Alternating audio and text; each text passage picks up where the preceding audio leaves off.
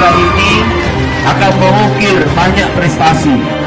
Kita ingin sekolah kita ini akan dikenal oleh orang sehingga nilai jualnya jauh lebih tinggi dari nilai jual sekolah lain. Assalamualaikum warahmatullahi wabarakatuh. Yang saya hormati Bapak dan Ibu tenaga pendidik dan kependidikan PT SMA Negeri 4 Wajo. Alhamdulillah pada hari ini Selasa tanggal 26 Januari 2021 kita masih diberi kesehatan, kita masih diberi nikmat kesempatan oleh Allah Subhanahu wa taala sehingga kita masih bergabung di room ini dalam rangka mengikuti apel pagi secara virtual. Kemudian salam dan taslim juga senantiasa kita kirimkan kepada junjungan kita Nabi besar Muhammad Sallallahu Alaihi Wasallam. Bapak dan Ibu yang saya hormati, mengawali apel pagi pada hari ini, terlebih dahulu saya menyampaikan ucapan terima kasih dan penghargaan kepada kita semua yang masih setia mengikuti apa yang kita sudah putuskan di dalam rapat, yaitu apel pagi setiap hari. Terus terang Bapak dan Ibu, apa yang kita lakukan selama ini mulai dari semester ganjil kemarin itu sudah mendapatkan banyak respon dari semua sekolah, sehingga mungkin Bapak dan Ibu akan banyak nanti sekolah-sekolah yang akan mencontoh apa yang sudah kita lakukan. Mudah-mudahan apa yang kita sudah lakukan ini bisa berlanjut terus sehingga Bapak dan Ibu juga bisa banyak berkomunikasi, banyak bersilaturahmi dengan teman-teman yang lain, karena salah satu tujuan dari apel ini tidak lain adalah kita ingin terus menjalin komunikasi Bapak dan Ibu, kita ingin terus supaya sekecil apapun masalah yang kita hadapi di dalam pekerjaan kita sehari-hari, itu ada ruang untuk mendiskusikannya. Bapak dan Ibu yang saya hormati, salah satu hal yang saya ingin tegaskan kepada kita semua bahwa untuk aplikasi Asikolapi, tentunya alur penanganan siswa itu mohon Bapak dan Ibu dikaji baik-baik. Karena saya melihat di aplikasi itu ada penanganan yang tidak memenuhi alur atau tahapan yang semestinya. Semestinya tahapan penanganan siswa itu diawali dari guru mata pelajaran, kemudian sesudah guru mata pelajaran melakukan penanganan, kemudian dialihkan ke wali kelas, kemudian sesudah wali kelas melakukan penanganan, kemudian diambil alih oleh tim penanganan, kemudian setelah tim penanganan juga melakukan penanganan dan tidak ada perubahan, baru disorong ke BK, koordinator BK untuk melakukan kunjungan rumah.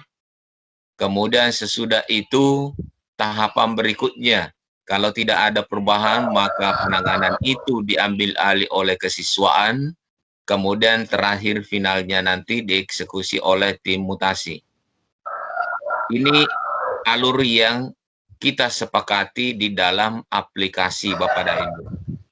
Saya melihat di aplikasi kemarin ada penanganan yang langsung lompat, tidak ditangani oleh wali kelas. Dari guru mata pelajaran langsung ke tim penanganan. Ini harus dipahami Bapak dan Ibu alur ini agar supaya ada ruang kepada anak-anak kita untuk berpikir, untuk bisa kita komunikasikan dengan orang tuanya. Nah, kalau kita percepat penanganannya, misalnya dari guru mata pelajaran langsung ke BK, itu tidak fair Bapak dan Ibu, karena itu tahapan yang kita sudah sepakati. Bapak dan Ibu yang saya hormati, setiap kali kita melakukan sebuah pekerjaan, maka pekerjaan yang kita lakukan itu harus diawali dengan niat. Oleh karena itu, pada kesempatan yang sangat berbahagia ini, saya ingin menyampaikan kepada kita semua, terutama kepada tenaga pendidik, bahwa ada kiat untuk menjadi guru yang profesional. Bagaimana kiat kita supaya kita menjadi guru yang profesional? Sebenarnya Bapak dan Ibu, ketika kita sudah terima sertifikasi, berarti sudah melekat pada diri kita itu adalah guru yang profesional. Tetapi, apakah betul-betul kita sudah profesional, Bapak dan Ibu? Untuk menjadi guru yang profesional, ada kiat-kiatnya. Yang pertama, Bapak dan Ibu, untuk menjadi guru yang profesional adalah, pertama kita harus meluruskan niat kita dulu. Artinya, Bapak dan Ibu, niat kita sebagai guru itu harus diluruskan. Apakah betul niat kita itu ingin menjadi guru atau ingin menjadi tenaga pengajar? Apakah kita betul-betul ingin menjadi guru yang profesional atau tidak? Untuk menjadi guru yang profesional itu harus diluruskan. Saya yakin dan percaya Bapak dan Ibu, niat itu adalah pondasi utama untuk melakukan sebuah pekerjaan. Ketika niat itu dilakukan dengan ikhlas, maka yakinlah apa yang dikerjakan pada hari itu semuanya bernilai ibadah, Bapak dan Ibu. Yang kedua, Bapak dan Ibu, kiat untuk menjadi guru yang profesional adalah membetulkan motivasi. Jadi, motivasi sebenarnya sudah ada pada diri kita, motivasi sudah ada pada diri peserta didik, tetapi perlu dibetulkan. Jadi, bukan membangkitkan motivasi, bukan menumbuhkan motivasi, bukan menciptakan motivasi, tetapi membetulkan motivasi. Itu harus dibedakan Bapak dan Ibu. Beda kalau kita mau membangkitkan motivasi dengan membetulkan motivasi. Ketika kita ingin membetulkan motivasi, berarti motivasi itu sudah ada pada diri kita. Tinggal kita betulkan. Oleh karena itu kita berprinsip Bapak dan Ibu. Prinsip yang harus kita lakukan, prinsip yang harus ditanamkan pada diri kita adalah lakukan apa yang kamu sukai dan sukai apa yang kamu lakukan. Jadi ketika itu prinsip melekat pada diri Bapak dan Ibu, berarti Bapak dan Ibu sudah membetulkan motivasi yang ada pada diri Bapak. Lakukan apa yang kamu sukai dan sukai apa yang kamu lakukan. Artinya Bapak dan Ibu, kalau kita memasuki profesi sebagai guru, ada baiknya kita nilai apakah kita mencintai kegiatan mengajar atau tidak. Kalau Bapak dan Ibu menjadi guru tidak mencintai kegiatan mengajar, berarti betul-betul tidak membetulkan motivasi pada diri kita. Karena tugas dari guru adalah mengajar dan mendidik. Jadi saya sekali Bapak dan Ibu kalau ada di SMA 4, tenaga guru tidak mencintai kegiatan mengajar. Ketika ada jadwal mengajarnya, selalu ada perasaan was-was, selalu perasaan tidak enak. Biasa ada guru, kunarate waktu nama Pak Guru, toliro matok kuatina, tama si jaku. Tama si Kak Mama Pak Guru. Padahal memang sebagai guru harus mengajar, Bapak dan Ibu. Kemudian yang ketiga, Bapak dan Ibu, adalah mempelajari materi ajar tanpa henti. Jadi karena kita adalah guru yang profesional, jangan pernah berhenti untuk belajar, Bapak dan Ibu. Karena belajar adalah bagian utama dari profesi kita. Alangkah mirisnya kalau siswa duluan mengetahui materi yang akan diajarkan ketimbang guru. Miris sekali Bapak dan Ibu. Siswa sudah mempelajari 2 tahun yang lalu materi itu, baru kita mau ajarkan. Nah, ini yang biasa terjadi di kota-kota besar, Bapak dan Ibu. Siswa sudah mendapatkan di internet, sudah mendapatkan di Google materi itu, sementara kita berapi-api menjelaskan. Padahal siswa sudah paham, Bapak dan Ibu. Ini yang perlu diperhatikan. Kemudian kiat yang keempat, untuk menjadi guru yang profesional adalah menerapkan materi ajar itu dalam kehidupan sehari-hari. Apakah Bapak dan Ibu sudah sekian tahun kita mengajar, sudah menerapkan materi ajar itu dalam kehidupan kita? Saya berikan contoh. Misalnya kita sebagai guru PKN selalu mendengung-dengungkan materi tentang kejujuran. Selalu mendengung-dengungkan materi tentang bagaimana karakter yang baik itu. Sementara kita tidak pernah jujur, Bapak dan Ibu. Jadi ketika kita mengajarkan kepada anak didik kita bahwa jujur itu adalah bagus, karakter yang bagus, maka kita dululah yang akan mengaplikasikan dalam kehidupan kita. Itu yang perlu Bapak dan Ibu diperhatikan. Menerapkan materi ajar dalam kehidupan sehari-hari. Contoh yang lain Bapak dan Ibu. Seringkali ada guru, misalnya guru olahraga, diajarkan tentang senam. Tapi tidak pernah dia melakukan senam. Dia tidak pernah atau tidak bisa melakukan senam. Dia hanya menerangkan saja, begini caranya, begini caranya. Tetapi tidak pernah dia bisa praktekkan. Guru bahasa Indonesia, dia selalu mengajarkan penggunaan bahasa Indonesia yang baik dan benar. Tapi ketika dia berbahasa, kacau bahasanya. Tidak bisa menggunakan bahasa Indonesia yang benar. Menurut kaidah, tidak bisa menggunakan bahasa Indonesia yang baik. Menurut situasi. Bapak dan Ibu yang saya hormati, kiat berikutnya untuk menjadi guru yang profesional adalah mempelajari metode mengajar yang efektif. Kita sebagai guru harus kaya dengan metode, Bapak dan Ibu. Ketika kita melihat sebuah materi, maka harus ada di dalam benak kita metode apa yang cocok untuk materi ini, sehingga siswa mudah untuk memahami. Siswa mudah untuk menangkap materi itu.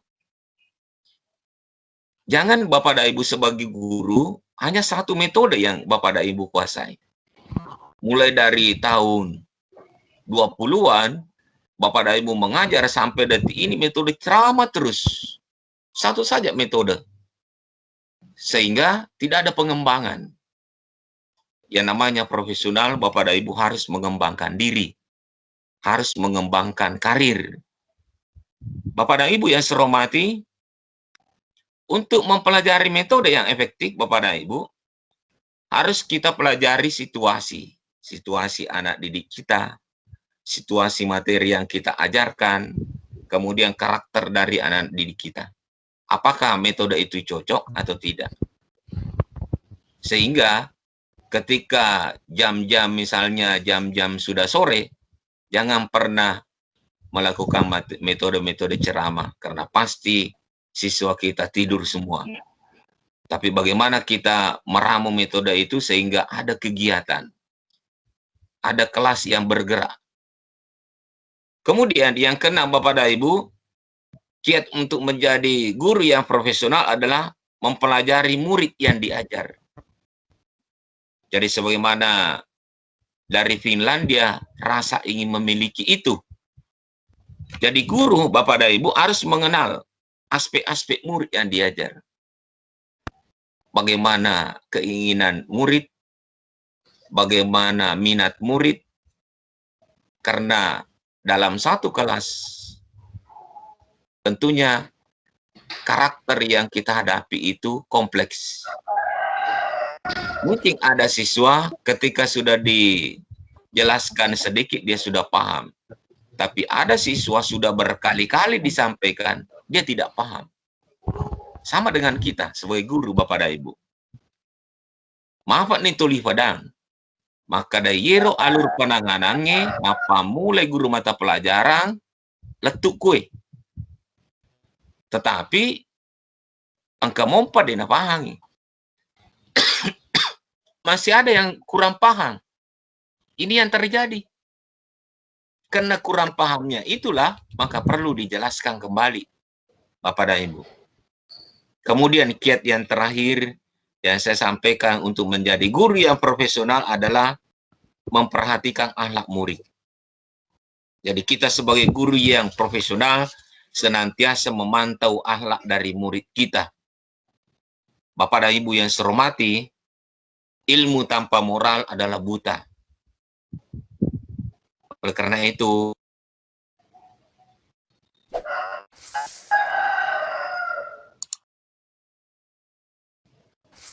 generasi yang tidak memiliki moral di dalam dunia pendidikan adalah generasi penghancur negara. Saya kira itulah harapan saya pada Ibu. Lebih dan kurangnya mohon dimaafkan. Assalamualaikum warahmatullahi wabarakatuh. Marilah kita teruskan perjuangan ini sampai ke ujung-ujungnya.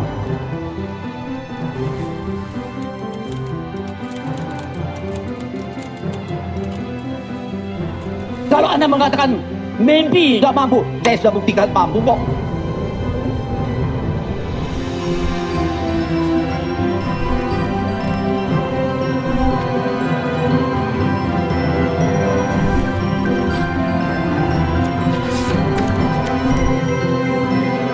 Inilah semangat baru kami.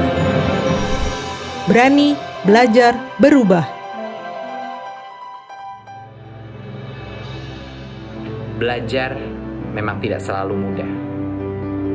Tapi ini saatnya kita berinovasi. Ini saatnya kita bereksperimentasi. Inilah saatnya kita mendengarkan hati nurani kita dan belajar dari COVID-19 agar kita menjadi masyarakat dan bangsa yang lebih baik di masa depan. Brilian yang Pak Yasir dan kawan-kawan di SMA Negeri 4 Wajo kembangkan, dan jujur ini memang menjadi salah satu model yang saya ingin supaya SMA negeri kita yang lain maupun yang swasta yang ada di seluruh Sulawesi Selatan bisa belajar pada best practice yang sudah ditunjukkan oleh kawan-kawan kita di SMA Negeri 4 Wajo. Perubahan tidaklah mudah, namun kehadirannya selalu memberikan pembelajaran. Sejak pandemi COVID-19, kita dipaksa untuk mengenali dan mempelajari perubahan. Tak disangka, sudah sejauh ini kita beradaptasi dengan perubahan. Semua entitas dipaksa untuk memahami dan memanfaatkan teknologi agar anak Indonesia tetap mendapatkan hak belajarnya. Perubahan menuntut kita untuk berani berubah agar kita bisa bertahan. Mengakselerasi rencana kita untuk memperbaiki mutu pendidikan di Indonesia.